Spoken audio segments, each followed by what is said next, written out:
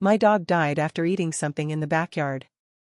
I didn't think much of it until I saw my neighbor pouring white powder over the fence. I asked him what it was. He smiled and said, "Maybe you shouldn't let your mutt roam free." The next morning, I bought a lock for my gate. And something else. I live in a regular neighborhood in Denton, Texas. Not rich, not poor. Just quiet. I've been in the same single-story house for over a decade. People mow their lawns on Saturdays. They nod at you but don't ask questions. I liked it that way. I had a dog named Lacey. I'd had her for 7 years. She was a rescue, just a tan-colored mutt with soft eyes and floppy ears. She followed me everywhere. If I went out to water the plants, she came with me. If I sat in the garage to drink a beer and watch the street, she'd sit next to me, tail thumping against the floor. She didn't bark much. Didn't dig holes. She was just there. Every day.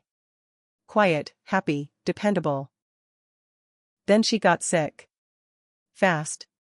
It was a Tuesday. I came home from work and found her lying on her side under the porch, breathing shallow. Her water bowl was full, but she hadn't touched it. Her stomach looked bloated. She wouldn't lift her head when I called her name. I rushed her to the vet. They couldn't save her. The vet said it looked like she'd ingested something toxic. They asked if I had antifreeze in the garage, rat poison, anything like that. I told them no. I'm not careless with that stuff. I don't even use it. I live alone, and I'm careful about what's in my yard. I always have been. But they said it was a textbook case of poisoning. I blamed myself anyway. I tore apart the backyard looking for anything she might have gotten into. Found nothing. I buried her under the big oak tree behind the shed. I didn't tell anyone what happened. Didn't post about it. Didn't mention it at work. It was just mine to carry. Then 3 days later, I saw my neighbor doing something weird. Mark lives in the house behind mine. We don't talk. He's in his early 50s, kind of wiry, always has a cigarette in his mouth. He doesn't wave. Doesn't smile. His yard's always full of junk, old tires, bags of mulch that have been there for 2 years, a rusted-out push mower. He once told a neighborhood kid to stay the hell off my driveway just for riding his bike near it. Anyway, that day I took the trash out around 7 p.m. That's when I saw him. He was at the back corner of his yard, near the fence we share. I could see him clear as day. He had a big freezer bag in his hand. He opened it and started pouring a white powder right along the fence line, in small piles, every 2 feet or so. I stepped closer and said, "Hey, what is that?" He turned and looked at me. Didn't even look surprised. Just sort of smiled, like he'd been waiting for me to notice. Then he said, "Maybe you shouldn't let your mutt roam free." Then he walked back to his house. I stood there frozen. He knew she was dead. I never told him.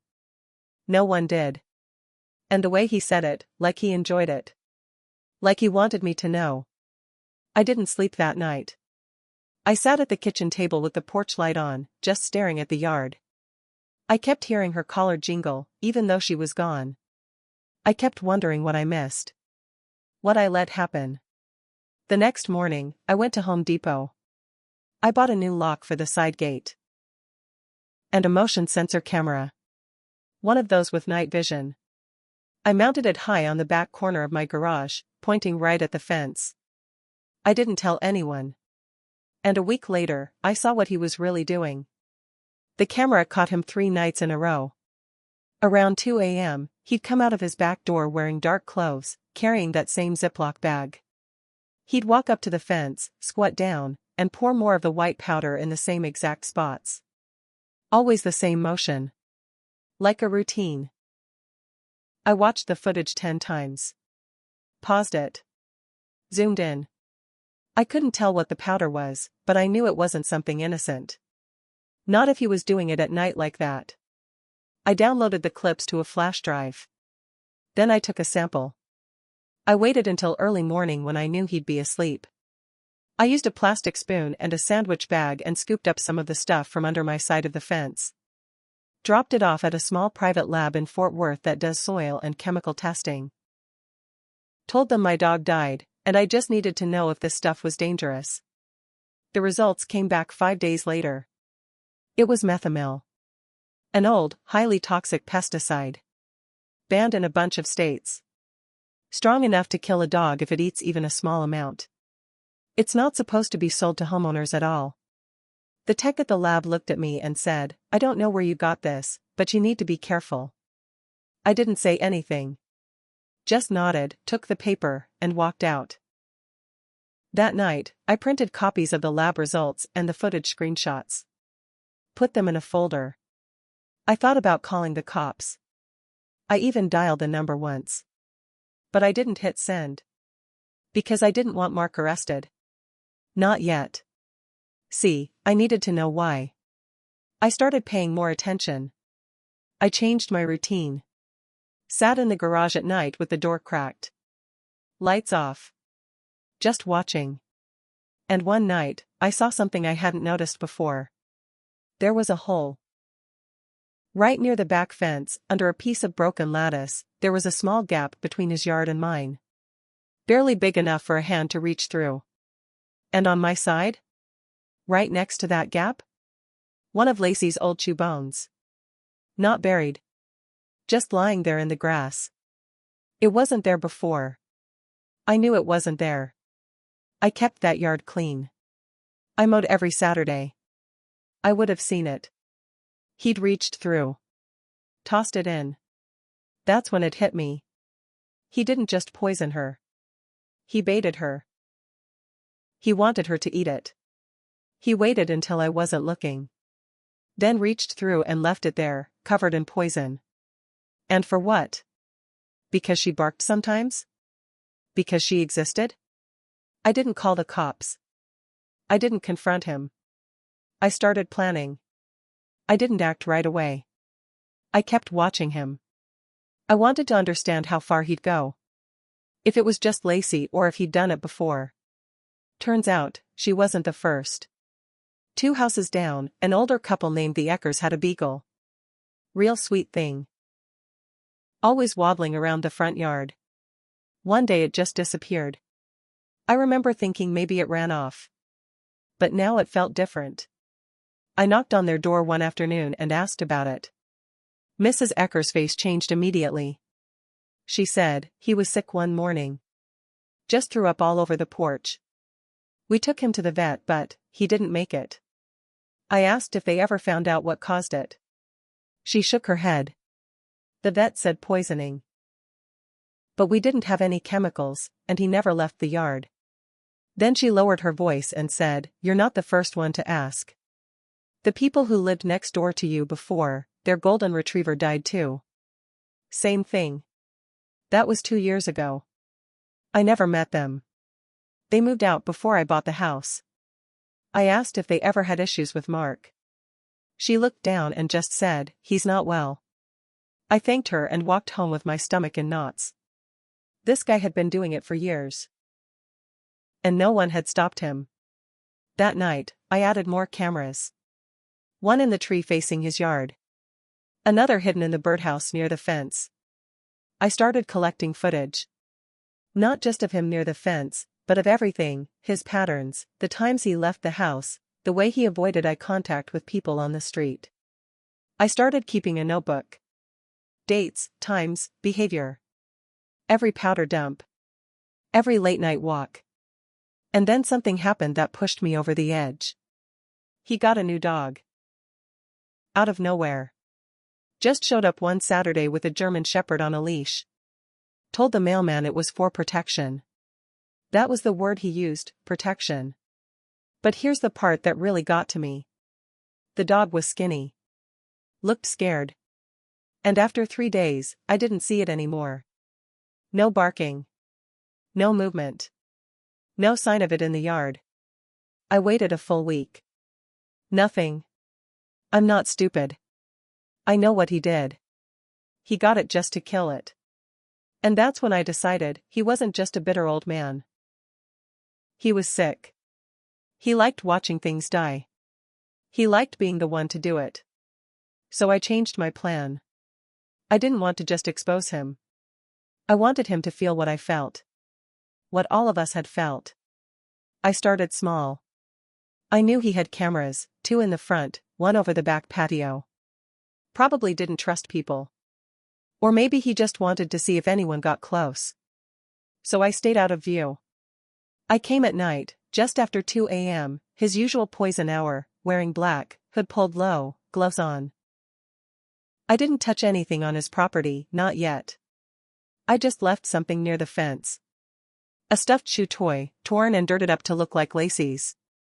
I soaked it in vinegar and a little ammonia, nothing dangerous, just strong enough to leave a scent. I placed it right at the edge, where his last pile of white powder had been. Then I left. The next day, he saw it. I watched from my garage window as he stared down at it, just standing there. Not moving. Just looking at it for a long time like he didn't understand. That was my first message. Over the next week, I left more. One day it was an empty dog collar, just like the one Lacey used to wear. Another day, it was a photo, taped inside his mailbox, of a dog paw print in fresh dirt. And then I started calling. Not the police. Animal control. Code enforcement. Anonymous complaints. Every few days, a new visit. A knock on his door. A citation stuck on his window. Unsafe storage of hazardous materials. Neglect of animal welfare. Improper disposal. He knew it was me. I know because one night, I saw him standing by the fence, staring straight into the dark, like he knew I was out there. Then he said it, just loud enough for me to hear, "You think this is over?" I didn't answer. I wanted him to stew. I wanted him to feel that paranoia every second. Then, I went for the one thing I knew he cared about. His truck. He had this old, beat-up Dodge Ram. Always parked in the same spot, always spotless. It was his pride, only thing he ever seemed to maintain. I didn't break it or slash the tires. That's not how I work. I opened the gas cap and dropped in a tiny plastic bag filled with salt. Then I waited. 2 days later, it broke down. Right in the middle of the street. I watched from my porch while he cursed and slammed the hood shut, sweat dripping down his neck. He didn't call a tow truck. He sat in the cab for an hour, staring at my house. Then he got out and walked to my front yard. No warning. No yelling. Just stood there, looking at my door. He was shaking. "You're gonna regret this," he said. That's all he said. And then he walked away. I didn't sleep that night. Not because I was scared. Because I finally understood. This man didn't kill my dog by accident. He did it to control me. He wanted to show me he could get into my world whenever he wanted. And now, I'd flipped that on him. But he wasn't done. And neither was I. A week passed with no incidents. I kept the cameras rolling. Kept checking the footage. Every night I expected him to do something. But nothing came. He didn't even come outside. Then one night, just after midnight, my power went out. All of it. Whole house. No wind, no storm, just gone.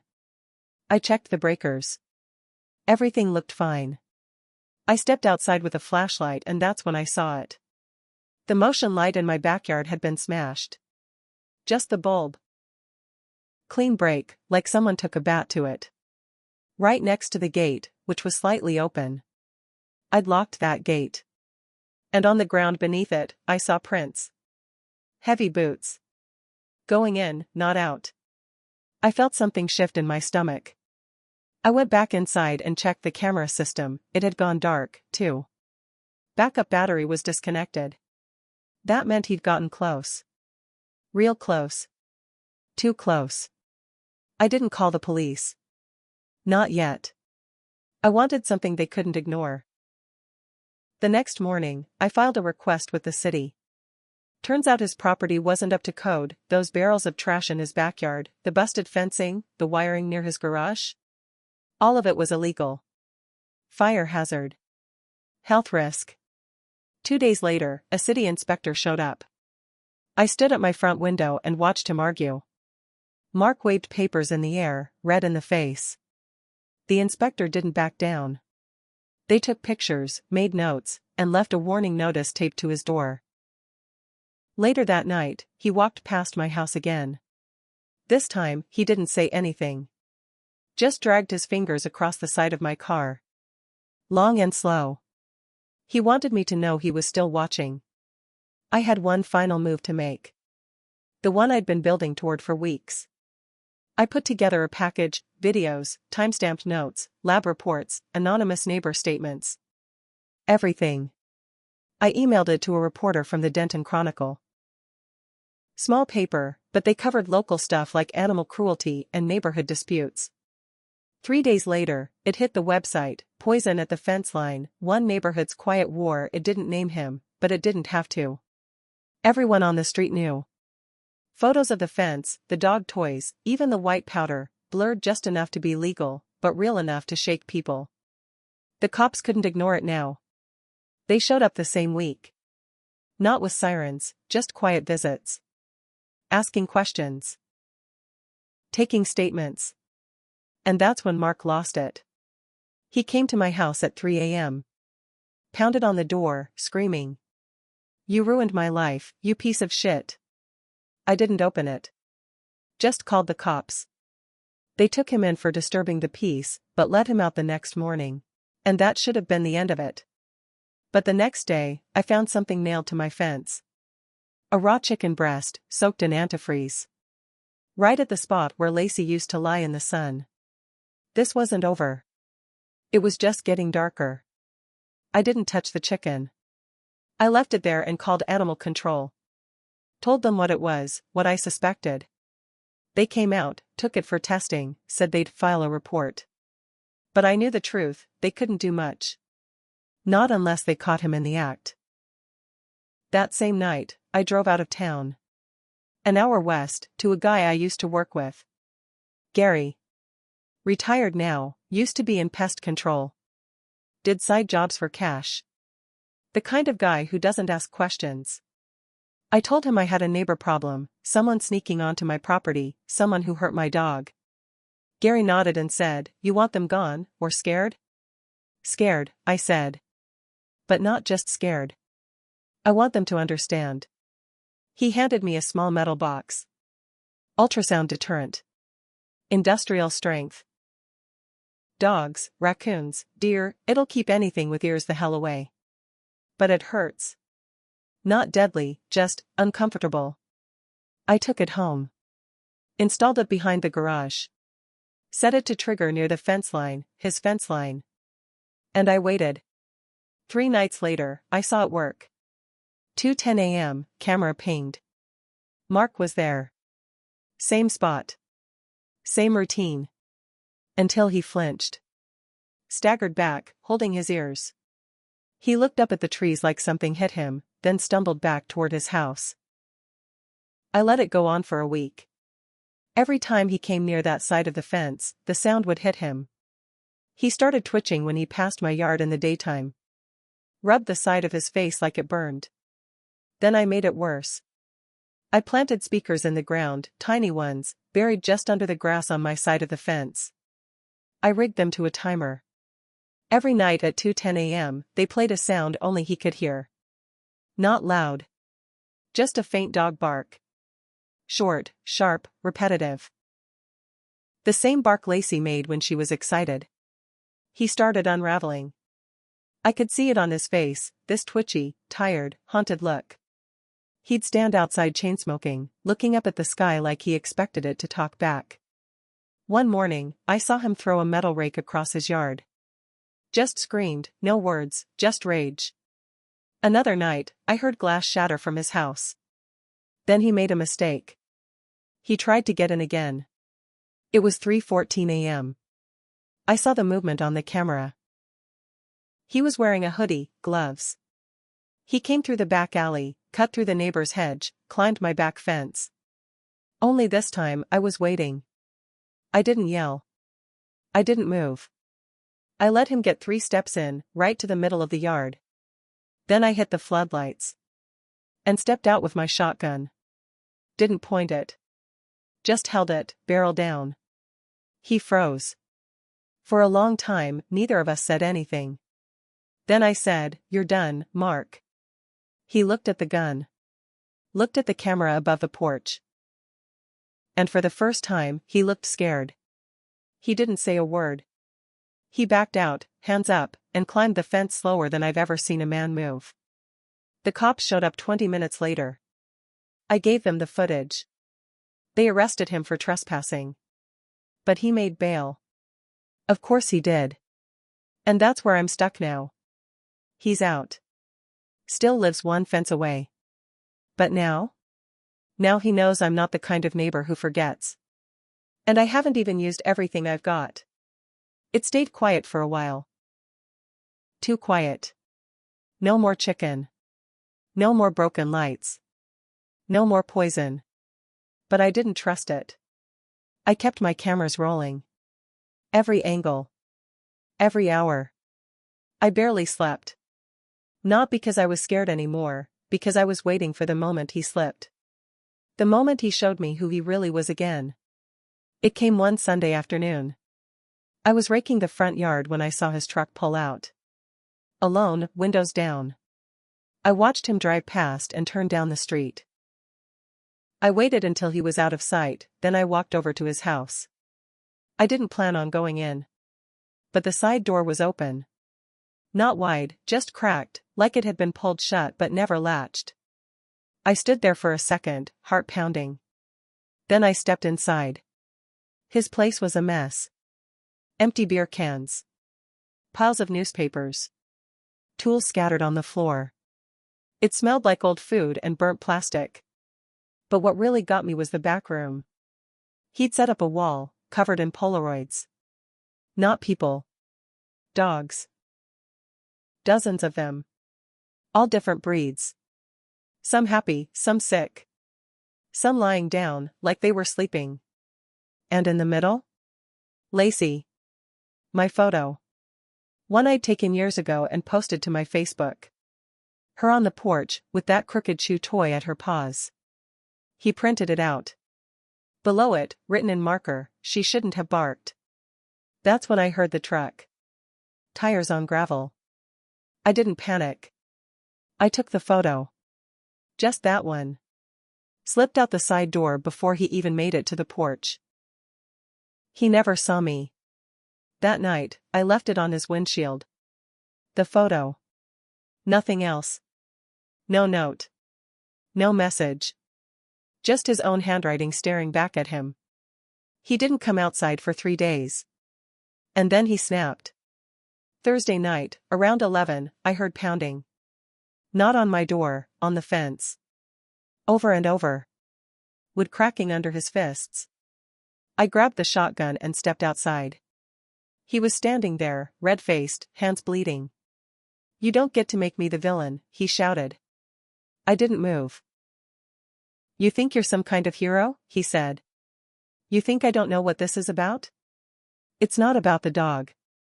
It's never about the dog. It's about you." Then he said it. "I know what happened to your kid, too." That stopped me. I lowered the barrel slightly. He smiled. "You don't think people talk? You don't think we all know? He didn't run away because of your marriage. He left because of you. Same reason your mutt got sick. Same reason your wife couldn't stand the silence anymore." I didn't speak. I just stared at him. Because every word he said was aimed at something deeper than my dog. Deeper than the fence or the poison. He wanted to rip me open. And I let him say it all. Then I turned and went back inside. Didn't say a word. And I knew then, he thought that was a win. But I had one more thing left. And it wasn't a sound. It wasn't a camera. It was something he'd buried a long time ago. And I'd just found it. After he said what he said about my son, I didn't speak to anyone for 2 days. I barely ate. Just sat with it. Because the thing is, he was half right. My son did leave.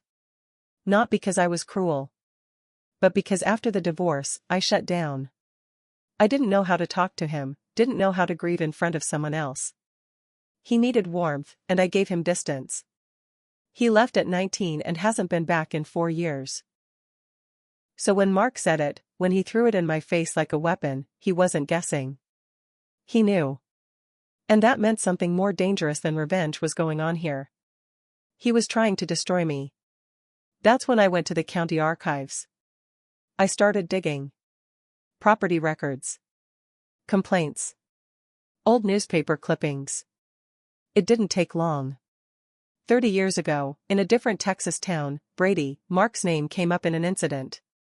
A family dog poisoned. The neighbor suspected Mark but couldn't prove it. Then, 5 years after that, another story. A woman took out a restraining order against him. Said he left animal remains on her porch after she broke up with him. No convictions. No charges. Just a pattern. I printed it all out. Photos, names, dates. Stacked it into a folder and walked it down to the Denton Police Department. They took it seriously this time. A detective called me in, took a full statement. But that wasn't the real payoff. The real moment came 2 nights later. I heard movement outside, near the trash bins. I turned off all the lights and waited. Then stepped out, quietly, and walked around the side of the house. He was there. Digging through my garbage. Looking for something to use. A scrap of paper, an old receipt, maybe even a photo. He didn't hear me walk up behind him. But he froze when I said, "What exactly are you looking for, Mark?" He stood up slow, dirt on his hands, eyes wild. "You don't get to do this," he said. "You don't get to turn me into some monster." I looked at him, really looked at him, and said, "You already were." He lunged toward me. But I was ready. I hit the panic button on the remote in my pocket, the one tied to the alarm system. Sirens lit up the yard. Lights flashed on. And within minutes, a patrol car turned down the street. He ran. Didn't make it far. They arrested him in the alley behind the Eckers house. Trespassing. Violation of prior warning.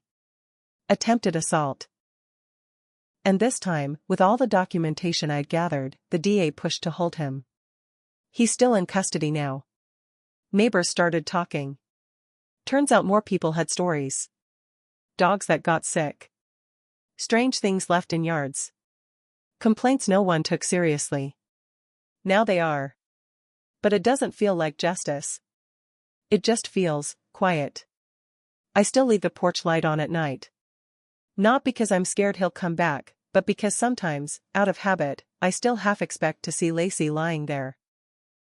Tail thumping, head tilted like she's waiting for me to notice something.